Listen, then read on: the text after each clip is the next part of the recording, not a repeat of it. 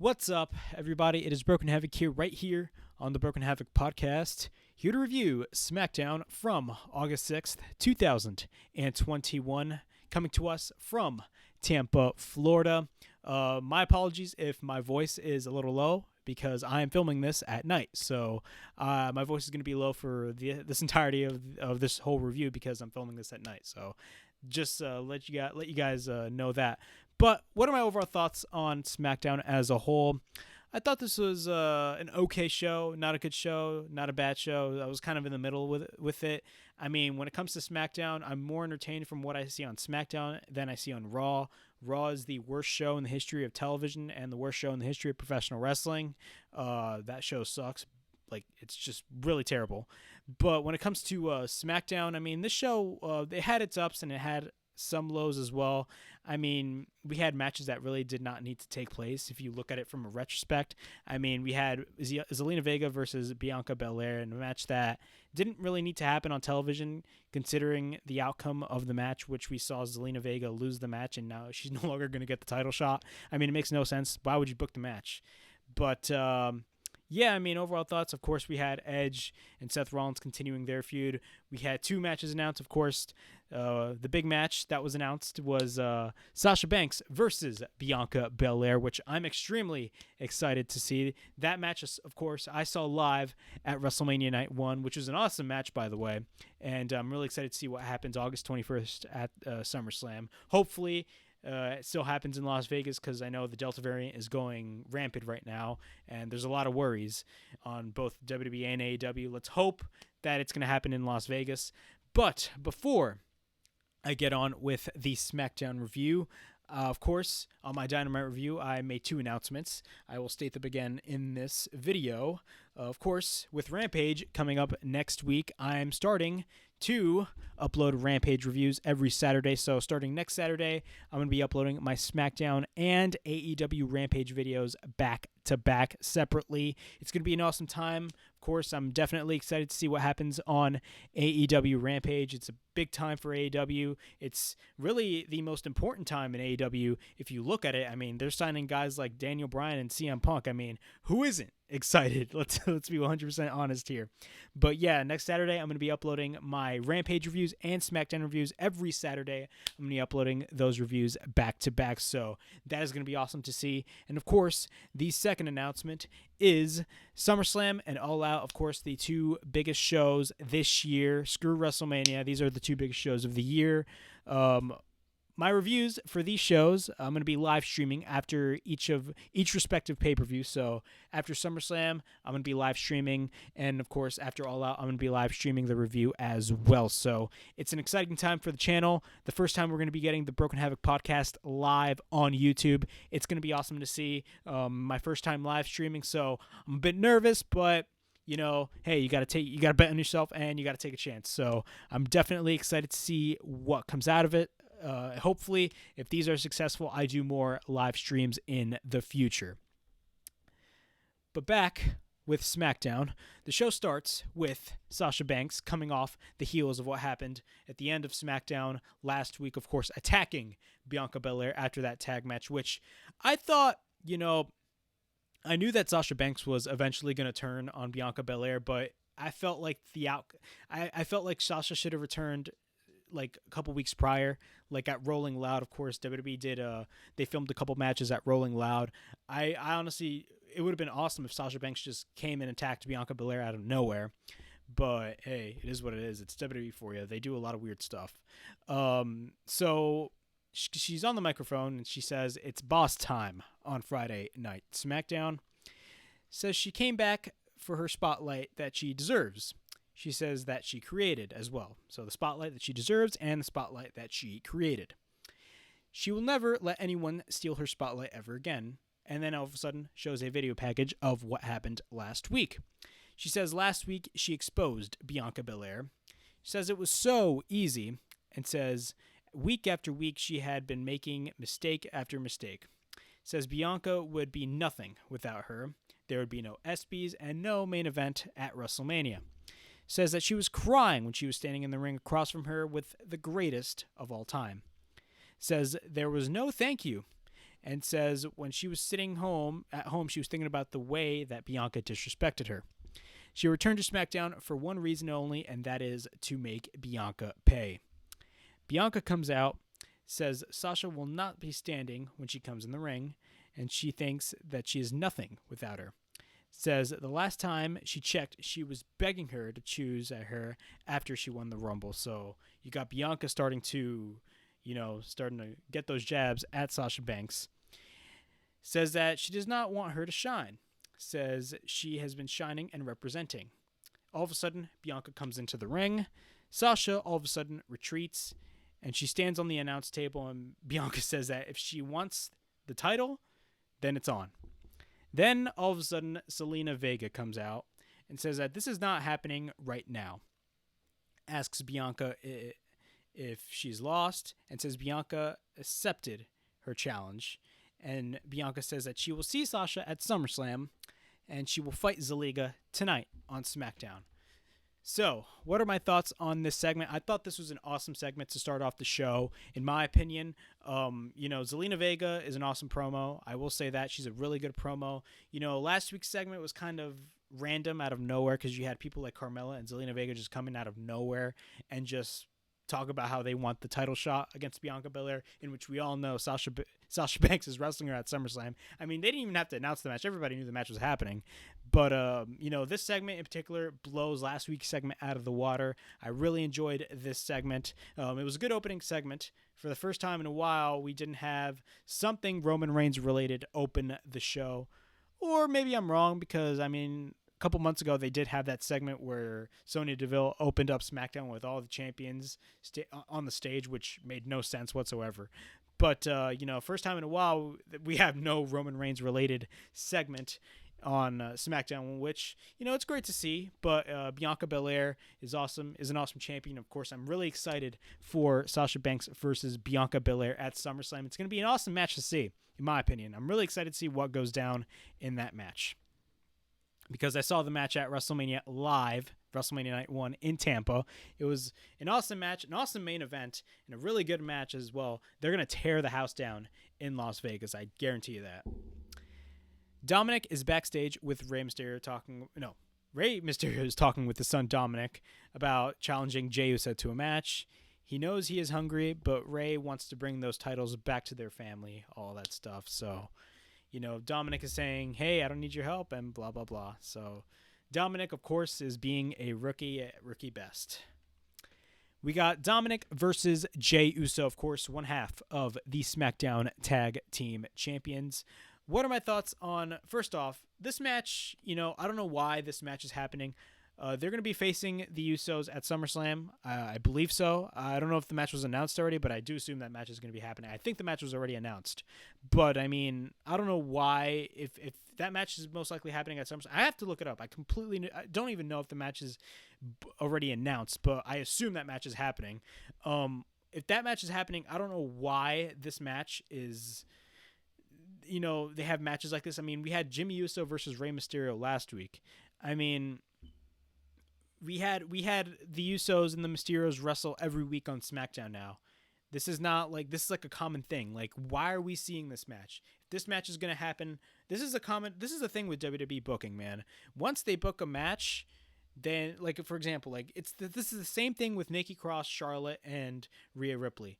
We had Charlotte Flair versus Nikki ASH twice in a row on Raw, and they did 50-50 booking with that. I guarantee you they're going to be doing Nikki ASH versus Rhea Ripley on Raw for the next couple weeks. They basically give the match that's going to happen at the pay-per-view in a span of a few weeks when it comes to singles matches, when they book multi-man matches for pay-per-views. Stuff like that is one of the reasons why a lot of people do not watch the WWE product, in my opinion, because it's repetitive. And, rinse and repeat and, like, repetitive stuff does not cut it with fans.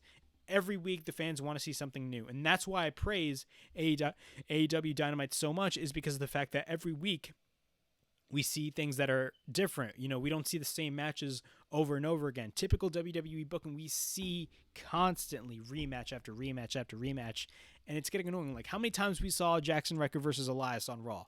Like 5 times in a row? Like, come on now. You know, how many times have we seen, you know, Apollo Crews like face Big E in matches?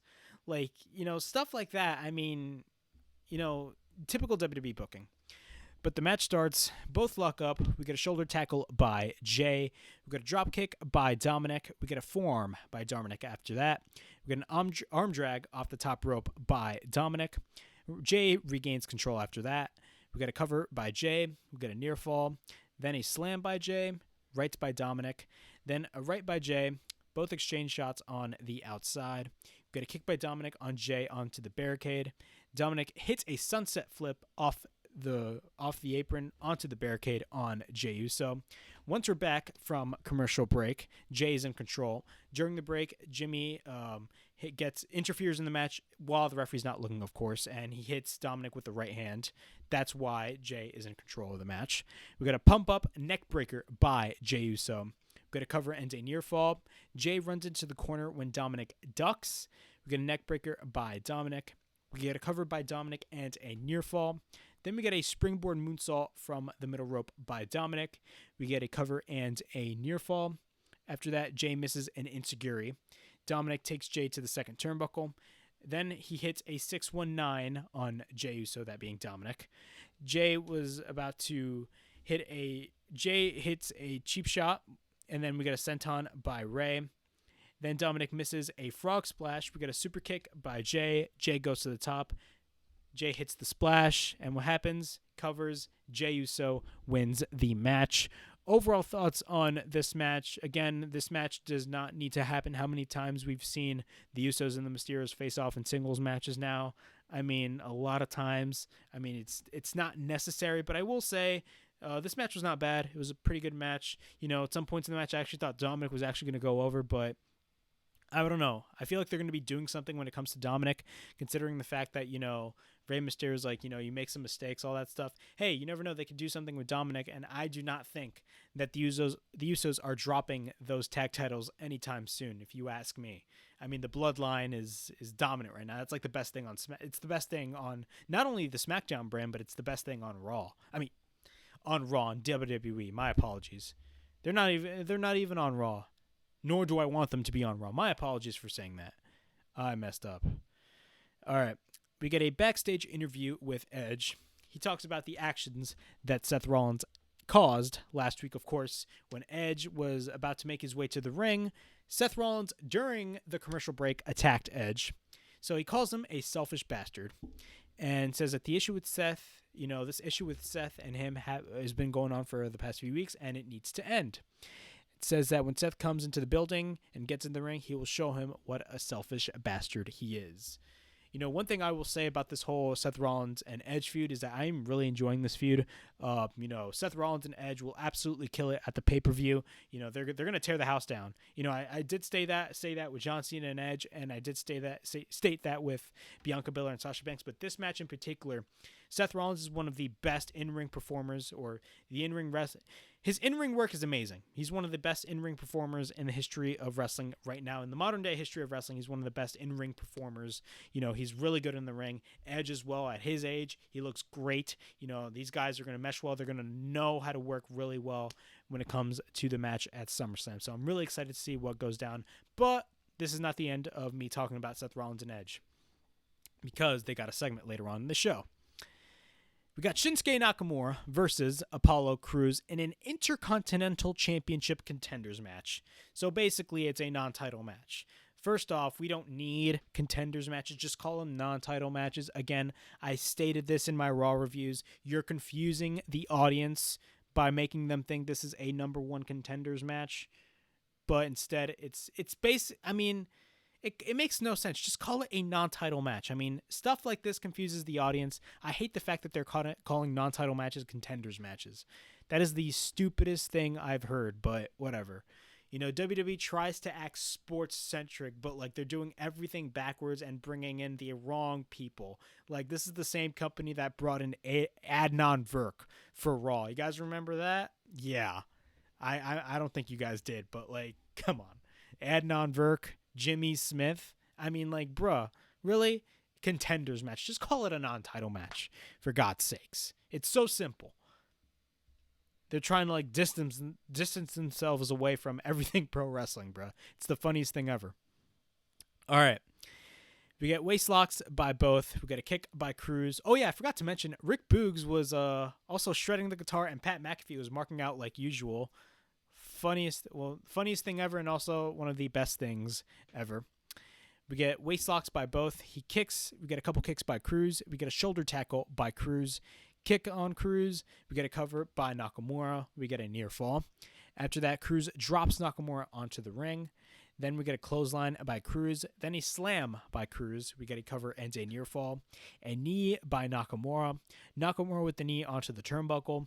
We get a kick by Cruz. Cruz goes to the top. We get a right hand by Nakamura after that. Drop kick by Nakamura. Picks up Cruz. We get a knee by Nakamura. A kick by Nakamura. We get a cover. But what happens in typical WWE fashion, Commander Azeez comes in and causes a disqualification by dragging Nakamura outside of the ring when he was about to make the pin attempt. So the match ends in a DQ. And then all of a sudden, what happens? Cruz tries to run into Nakamura, but instead, Nakamura ducks and runs into Commander Azeez. And then while that happens, Rick Boogs is shredding the guitar like usual. He's awesome at it. Awesome. Pat McAfee, of course, goes apeshit. Can we just take a moment to appreciate Pat McAfee? He's one of the best things on WWE television right now. I mean, Roman Reigns is number one. Pat McAfee is like a close number two, in my opinion. I don't care what anybody says. Pat McAfee is awesome at his job. Okay, he makes SmackDown stand out and makes SmackDown watchable for me. All right, if Pat McAfee wasn't on commentary, I probably would say the show would probably suck. I mean, booking decisions, yeah, the show sucks, but let's be straight up. Pat McAfee at least makes the show enjoyable. All right, we got a backstage interview. Of course, Kayla Braxton is interviewing Paul Heyman. Paul Heyman comes out and wants to know what Kayla Braxton wants. Wants to know Roman's thoughts on what transpired last week. Of course, if you guys didn't see SmackDown last week, what happened was the contract signing. Finn Balor and Seth Rollins were going to be facing at SummerSlam, which everybody knew that match was not going to be happening. The slated match was going to be Cena and Reigns, and that match is official. Like, everybody knew that match is happening. But, of course, what happened? Baron Corbin attacked Finn Balor out of nowhere, and what happens? John Cena runs in and just signs the freaking contract. So apparently stuff like that is happening in WWE. And look, I will say, I enjoyed that segment, but I'm going to be 100% honest. Let's be straight up. I mean, it kind of made Balor look bad. I mean, bro, like John Cena just takes a random opportunity away from Finn Balor. Like that was kind of dumb, but like I still enjoyed the segment. It was not a bad segment. I was just saying like it kind of made Finn Balor look stupid.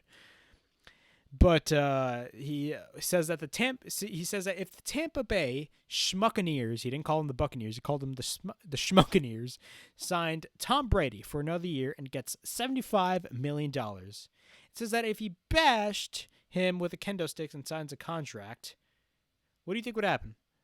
And he basically was just talking shit about the contract and says this contract is a joke. Says John Cena slid into the match that he does not deserve. Says that the tribal chief is not going to say anything about John Cena, and says that he is not in the mood. All of a sudden, which this was one of my favorite parts of the show, was when the camera panned, and as soon as Paul Heyman was about to go into the locker room, Big E was just standing there with a freaking briefcase with a smiling face, just laughing in a weird way. I mean, like, he's just trolling Roman Reigns at this point, which I will say I really enjoyed that. I got a good laugh at it, and not only that, I mean, it kind of maybe a little bit of a teaser for maybe a future match with Roman Reigns and Big E. But I mean, I'm gonna be honest, I don't think Big E's gonna be cashing in the Money in the Bank on Roman Reigns. I think it's gonna be eventually on Bobby Lashley. If a draft happens, I mean, I do assume that Big E is going to be drafted to Raw and eventually, cash in on Lashley, which I think would be the right decision. I don't think that Big E is the guy to dethrone Roman Reigns. I still have that belief that Finn Balor is the guy to dethrone Roman Reigns. It just has to happen, in my opinion, for me at least. But that was really funny to see. We got Tamina versus Tegan Nox. What do I say about this match? I didn't really care much about this match. Of course, Tegan Nox along with Shotzi Blackheart. The match starts. Tamina picks up Nox. We get an uppercut by Nox. Tamina with the takedown on Tegan. We get a headbutt by Tamina. Sends Nox into the corner. Runs into the turnbuckle. We get a kick by Nox after that. Repeated stomps into the corner. We got a side senton. Now, Michael Cole called him called that a cannonball, which I don't think it was a cannonball at all. I think it looked like a senton to me. A side senton, if that is anything. That makes sense. But Nox tried to go for a Shining Wizard, but Tamina ducked. Tamina then proceeds to hit a super kick. After that, Shotzi, as soon as she picks up, I believe she picked up Nox. I forgot to add that in my notes. Shotzi shoots the cannonball, the fake cannonball, hits Tamina. We got a roll up by Nox and wins the match. Tegan Nox beats Tamina. What are my thoughts on this match? Look, I do not care about Tamina and Natalya. The women's tag team championships mean absolutely nothing. I don't care what anybody says.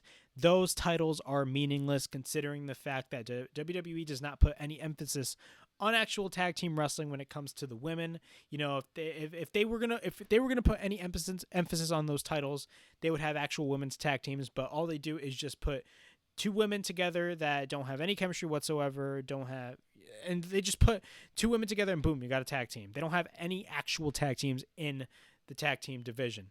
But I mean, you know, still, I mean, Tamina is one half of your tag champions, and she loses to Tegan Nox in dumb fashion. It kind of makes your champion look really stupid, if you ask me. I mean, WWE does this all the time when it comes to their champions, but like, you can't do that.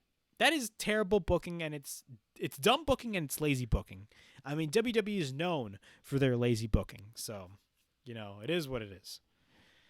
Zelina Vega is backstage with Adam Pearce and Sonya Deville, asks if her match is next, and she's asking when she will get her match.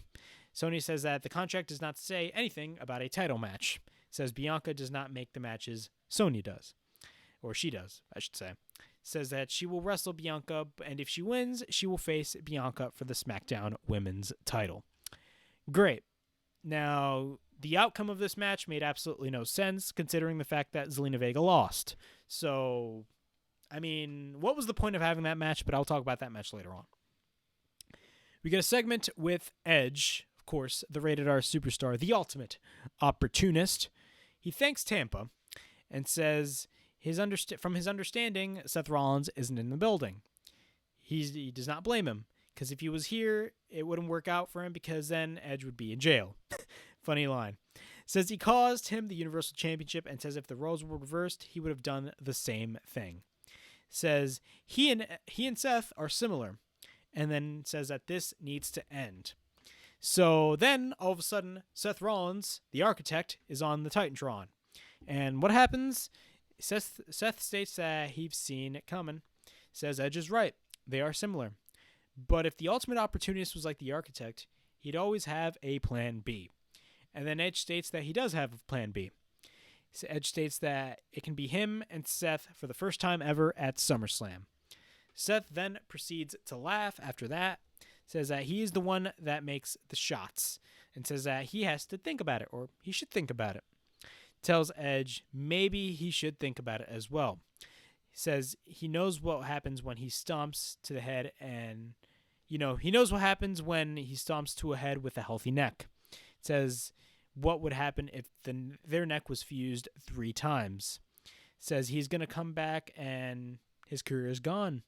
And he takes things personal. So Seth Rollins proceeds to talk about Edge's family. So he takes things a little bit personal, which, you know, pisses off Edge after that. And then then Edge gets pissed off and, you know, does not allow him to speak after that, and says that he eliminated from the 2020 and 2021 Royal Rumble, says that he didn't finish the job in 2014. If you guys don't recall, Edge, I believe it was in a talk show segment. It was either the Cutting Edge or the Peep Show. Correct me if I'm wrong.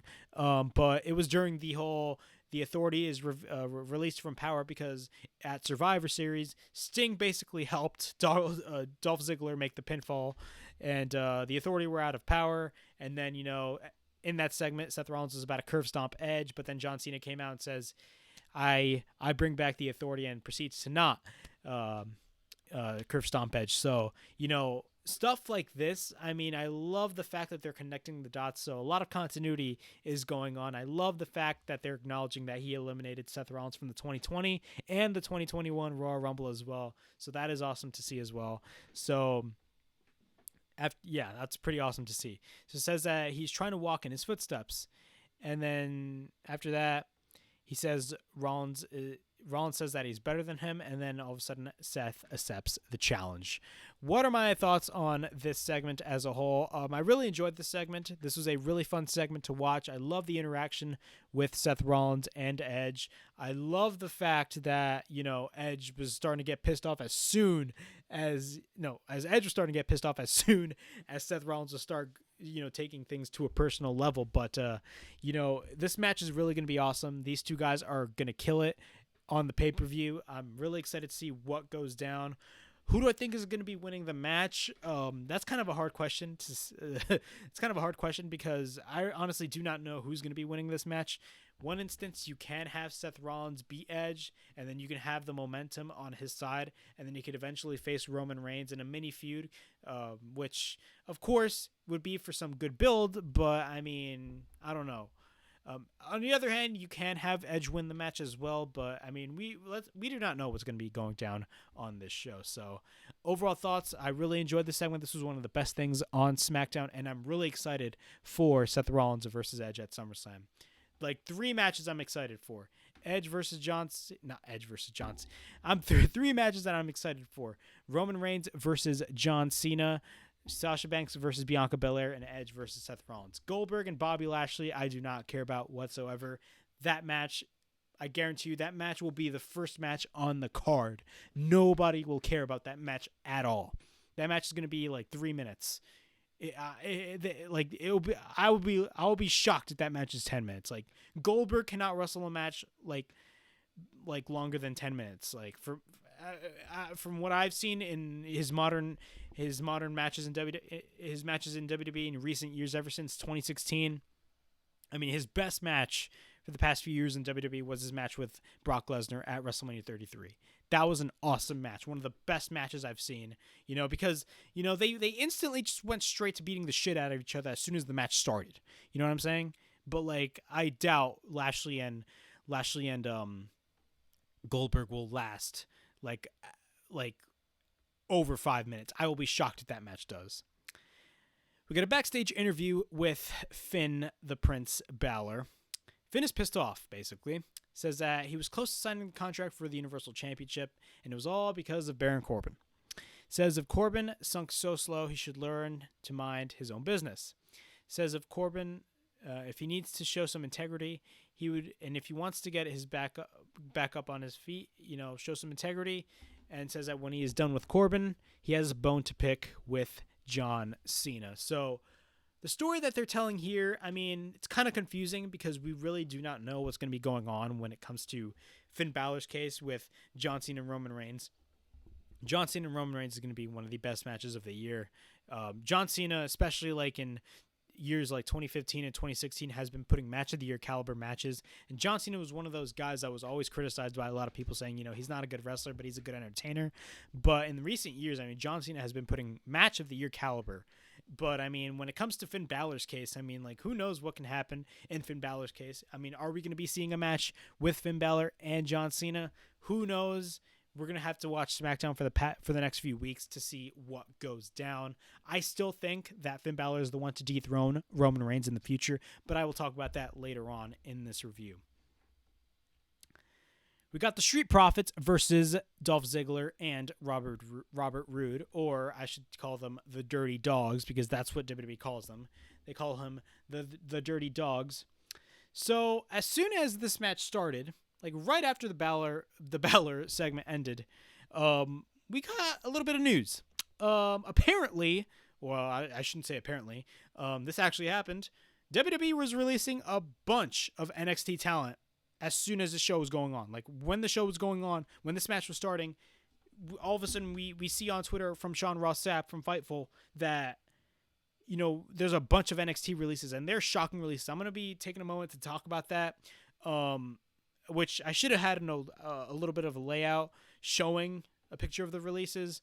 like a picture of the list of releases that happened, but I have it on my phone, but I wish I had it here. I'm using OBS, so I completely forgot to add that. But what are my thoughts on these releases? So I'm going to give you guys the list of the wrestlers who were released. Bobby Fish, Bronson Reed, Jake Atlas, Aries Sterling, Kona Reeves, Leon Ruff, Stephen Smith, Tyler Rust, Zachariah Smith, Asher Hale, Giant Zangier, and Mercedes Martinez. Now, some of those names, like your Asher Hale, your Giant Zangier, your Kona Reeves, I do not know any of those. And also your Jake Atlases, your Stephen Smiths, your Tyler Rusts. But the ones that were shocking to me, because I'm not somebody that watches NXT, but the shocking releases that really shocked me was Bobby Fish, Leon Ruff, Mercedes Martinez, and the most shocking of all, Bronson Reed. Okay, what are my thoughts on guys like Bronson Reed getting released? First, I'm going to talk about guys like Bobby Fish. Bobby Fish, I'm shocked about, considering the fact that, he was just a couple months ago part of the Undisputed Era, and the Undisputed Era was a dominant faction in NXT. They were one of the best aspects of NXT. I mean, Adam Cole was just putting main event. Adam Cole, regardless, is a main event caliber wrestler. I don't care what anybody says. Adam Cole is a main eventer. But Bobby Fish being released, I mean, that, I don't know, like, what is wrong with these people? Like, whoever's in charge of these releases are on some sort of drug. Leon Ruff, I mean, I was never the biggest fan of Leon Ruff from the times that I would watch NXT. Leon Ruff, never hit with me. I was never the biggest Leon Ruff fan, but, a lot of people were fans of Leon Ruff. Mercedes Martinez, she was really good in the ring. I really enjoyed her in-ring work. She was awesome at what she did. But the most shocking of all of these releases is Bronson Reed. I mean, Bronson Reed a couple weeks ago was the NXT North American Champion. He dropped the belt on an episode of NXT to Isaiah Swerve Scott from a match that wasn't even announced on television. He dropped the belt to Isaiah Swerve Scott, which I will say, Isaiah Swerve Scott is going to be a superstar regardless. Hit Row is awesome on NXT. But, I mean, with Bronson Reed being released, I mean, I have no faith in WWE. And one of the reasons why I do not watch NXT is because of the fact that once a guy from NXT that you love goes up to the main roster, they're doomed to fail. And we heard reports of guys like Adam Cole backstage at SmackDown having an important meeting with Vince McMahon, talking about maybe, contract negotiations, because right after SummerSlam, Adam Cole's contract is up. And with Adam Cole's contract being up after SummerSlam, who knows where he's going to sign? I mean, I have that feeling he's going to be signing with AEW because, let's be honest right here, I mean, if Adam Cole stays with the WWE, I don't think he's going to be staying in NXT for the duration of his WWE career. A lot of people are saying he's probably going to be called up, which if he does get called up, he's done for.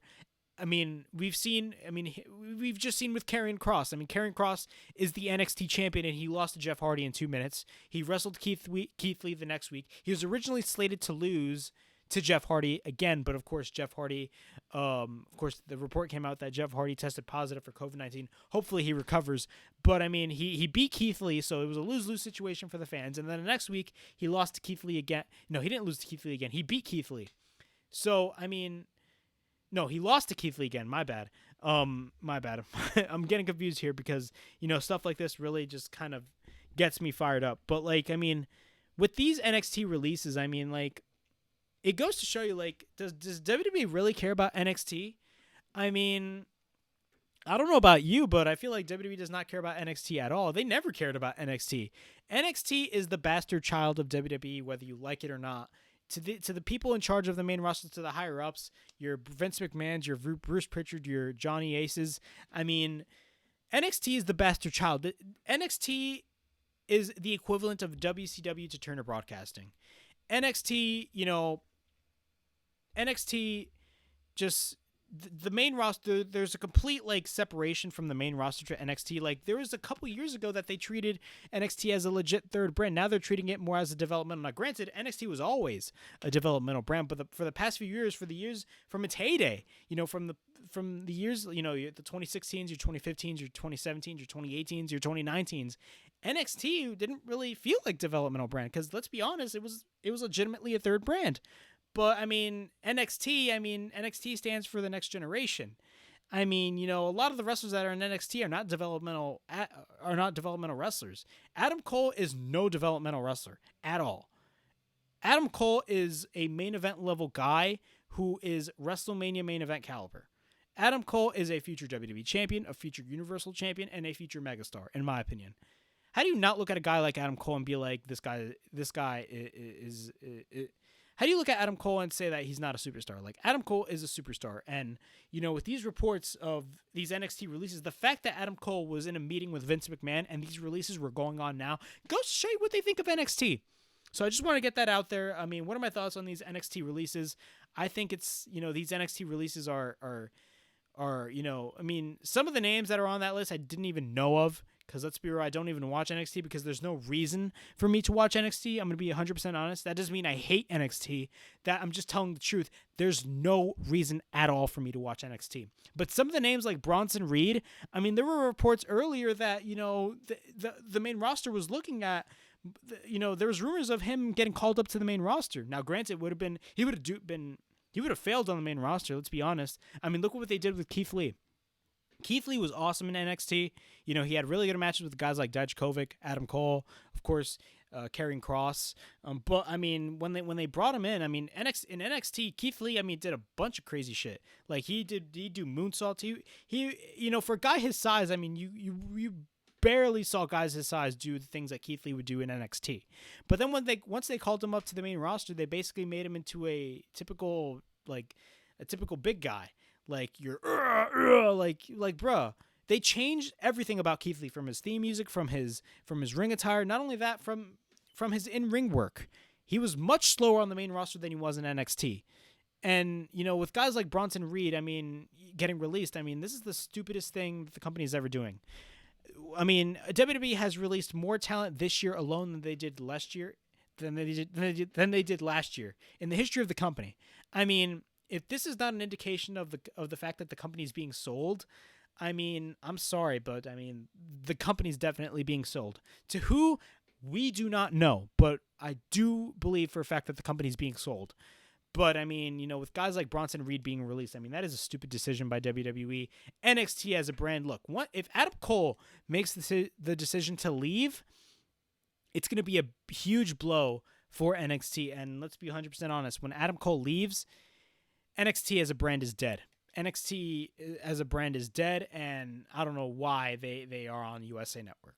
Like, they're going to be dead if Adam Cole does not re-sign with the WWE. But those are my thoughts on the NXT releases. I just wanted to get that out there. I didn't have a layout right here on OBS, so that's my fault. But we got a bunch of NXT releases happening during SmackDown, which I thought was really dumb. But the Street Profits versus Ziggler and Roode, I'm not going to name everything that happened in the match because, quite frankly, I didn't really care. But the match ended in a frog splash by Montez Ford. Montez Ford is great, blah, blah, blah. Okay, a match I didn't really care about. We got Zelina Vega versus Bianca Belair.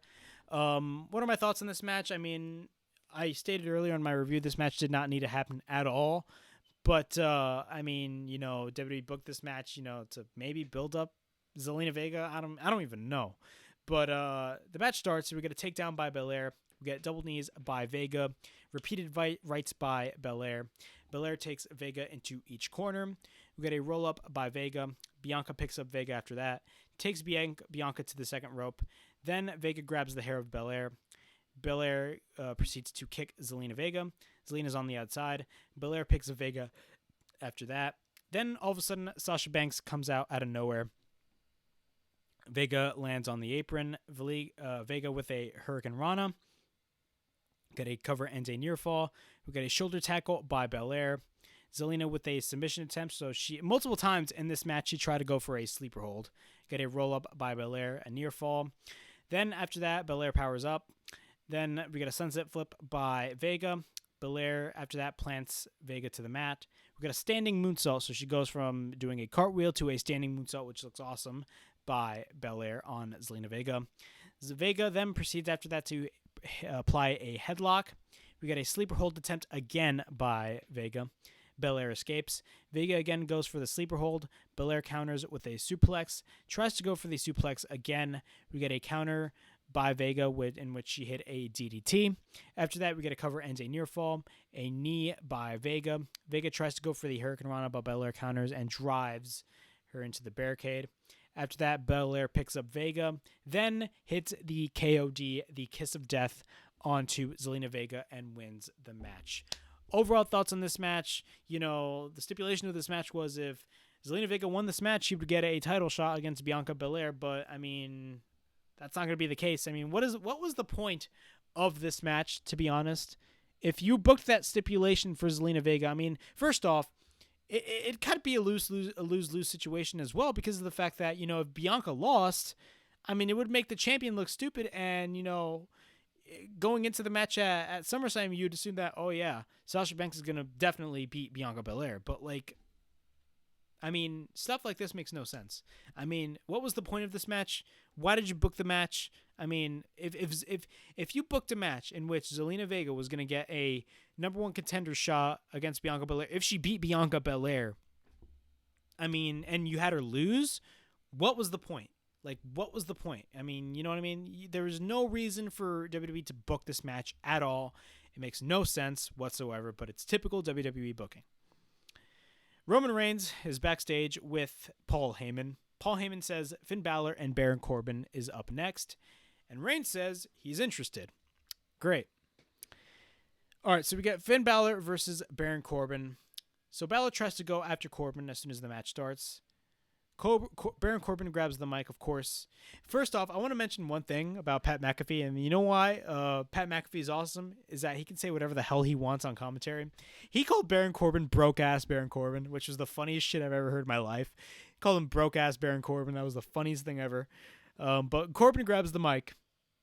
He says he wants to apologize, and Balor says, apology not accepted. He instantly goes after Corbin. We got a couple chops in the corner by Balor. Corbin proceeds to fight back. Then Corbin hits a suplex. Repeated rights by Corbin. A right hand by Balor. Balor with a Pele kick, so he pulled an AJ Styles. Balor takes down Corbin with repeated rights. We've got a stomp on Corbin. Balor with repeated stomps. Kicks by Balor. Then Balor proceeds to hit a sling blade on Baron Corbin. Shotgun dropkick. Balor goes to the top, hits the coup de grace, and wins the match. Then what happens? Says that this Finn, the smiling Finn, is dead, and this Finn isn't smiling, and says that this Finn wants to be Universal Champion, and says that if he has to go through John Cena, then that's what he has to do, and says name the place and name the time. And what happens after that? Roman Reigns' music plays, and Roman does his awesome long entrance as he usually does. We go to commercial break. Once we're back from commercial break, what happens? Reigns is in the ring. Heyman proceeds to give the microphone to Reigns. Reigns says that his special counsel has a position from last week. Understands why Finn is upset. Says he tries to help him and tried to give him an opportunity. Says when he was standing in the ring, the head of the table, he says that when he's standing in this ring, my bad, my notes are kind of off, my bad. He says that when you're standing in this ring, take the head of the table's name out of your mouth. So then all of a sudden Reigns leaves, and what happens? Balor pushes Reigns off of the ring. What happens? Reigns tries to go back in, but all of a sudden the Usos attack Finn Balor out of nowhere. We get a Samoan drop by Jey Uso on Balor. Then Usos try to go for a splash, but Balor escapes. Then, after that, Jey lands on Jimmy. Balor fights back on the Usos. Balor sends the Usos outside of the ring. Then he proceeds to hit a somersault on the Usos. Roman Reigns then comes in the ring. Both brawl. Then Balor hits a sling blade on Roman Reigns. The Usos once again attack Balor. We get repeated rights by Jey. Reigns then hits a Superman punch after that. Reigns applies the guillotine submission on Balor. The Bloodline, Roman Reigns, Jimmy and Jey Uso stand tall, and the show ends. What are my thoughts on this segment that happened? Baron Corbin versus Finn Balor. that match did not last long at all. The way that they're booking Baron Corbin, I mean, like, they're making Baron Corbin look stupid. And again, I'm probably going to start calling Baron Corbin broke-ass Baron Corbin because that's what Pat McAfee called him. So thank you, Pat McAfee. But what are my thoughts on this whole segment? We got no John Cena on this show, which is pretty much shocking. From the reports I heard that from the reports that I heard that John Cena actually wrestled after SmackDown went off the air. So why did you add John Cena on this show is what I want to know. I mean, like, that made absolutely no sense. But with the whole thing with Finn Balor, again, I'm that type of person that believes that Finn Balor is the one to dethrone Roman Reigns. It makes the perfect sense because, like, one match. I mean, I remember instantly the match that they had on that first Raw after the brand split back in 2016. Balor beat Reigns clean in the middle of the ring. And I mean, they had other matches which, Reigns did go over, but, like, come on, man. I feel like the match that everybody remembers was that match on that 2016 episode of Raw. I mean, Balor, I mean, you could play out the story that, Reigns beat Balor, but then also Balor beat Reigns. I mean, you could really get a story there. But I mean, what does this have to do with the build with John Cena and Roman Reigns? Absolutely nothing. Now, my suggestion is if you're going to have a match with John Cena, maybe have it somewhat after the pay-per-view. I mean, I don't even know where this story plays out. But I mean, if you're going to if you really, like, you should, I stated this before and I'll say it again, Balor's the guy to dethrone Roman Reigns. The way to do that is, book him strong for the rest of the year and have Reigns be dethroned at WrestleMania. Now, I know they have plans for The Rock, but I mean, let's be honest. I mean, yes, it can have a conclusion to the whole Tribal Chief story, but I feel like if they had the match at, like, the Royal Rumble, like the whole Rock match at the Royal Rumble, I feel like it can still elevate Reigns because, let's be honest, Reigns is the one to beat The Rock anyway, because we all know The Rock is going to be wrestling again, and he's definitely going to beat The Rock. But, I mean, if you really want somebody to dethrone Roman Reigns, I feel like Balor is the guy to do it. I mean, it makes the perfect sense. What other guy is on the level of Roman Reigns right now? Nobody. Even not even Balor. But, I mean, if you book Balor the right way, you are able to make a huge megastar off of. And, it all depends on the time and effort that WWE does, and they don't care about that at all. So, yeah, those are my thoughts on SmackDown. Overall thoughts on the show, I thought this was an okay show. The releases, of course, got me a little bit uninterested with the show, especially later on, because of the decision that, the idiots that were in charge of, these releases, releasing guys like Bronson Reed. Again, I don't watch NXT, but I mean, the fact that they released a guy like Bronson Reed, who I did watch a couple matches of, I mean, like, I remember that 6-man tag match from TakeOver in Your House. That Bronson Reed looked great. I mean, bro, why? I mean, he always looked great. He was a tremendous wrestler, and the fact that you released a guy, he was just North American champion a couple weeks ago. He dropped the belt to Isaiah Swerve Scott. Like, it makes absolutely no sense. The fact that he got released, guys like Bobby Fish, Leon Ruff, and I was about to say Isaiah Swerve Scott. He's the current North American champion, but Mercedes Martinez. I mean, something's up with all these releases. I mean, they released guys like Bray Wyatt, which was extremely shocking. But, I mean, who knows? And we're probably on the verge to seeing Adam Cole also leave the WWE as well, which, once his contract is up, that could possibly be the case. And if Adam Cole leaves, I mean, NXT as a brand, I mean, I'm sorry, but NXT is not NXT anymore. And as a brand, it's dead if Adam Cole leaves. But those are my thoughts on SmackDown. Please like, subscribe, comment down below, push that bell for notifications. Follow me on social media on Instagram and Twitter. Not only that, be on the lookout for my Rampage reviews because I'm going to start uploading Rampage reviews, of course, Saturdays, every Saturday starting next week. I'm going to be uploading SmackDown and Rampage reviews back to back.